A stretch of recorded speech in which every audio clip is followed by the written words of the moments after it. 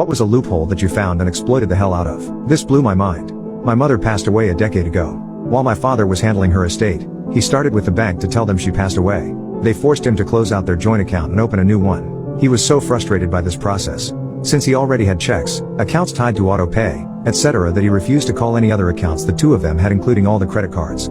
Fast forward to 2016. My dad passed away and I am in charge of taking care of all the financials. My dad was playing the 0% credit card transfer game, even though he had the money to pay all his credit cards in full. What he would do is get the highest credit limit he could and transfer a balance as high as the credit limit would allow if it was a 0% interest card for a fixed time. I called one of the credit card companies he did this with, to close the account, due to his death. This is where it gets weird.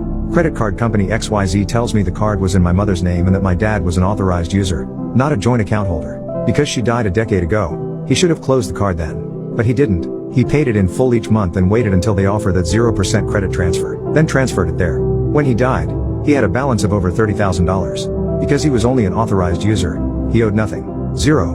Zilch. Nil. I mean nothing. The company could not even accept money on the account, as it should have been closed. In other words, he saved my family $30,000 for never closing an account that he should have a decade earlier. This wasn't the only credit card he did this with either. Just because he was so put out with the bank for making him close his joint bank account at the time of his death. It saved us a lot of money. Here I am trying to do the right thing and pay off his debt through the estate and I couldn't. How strange is that? If you are an authorized user of someone's credit card and they die, if you keep up with payments for 2 years, after that, the credit card company cannot get money back. Unbelievable.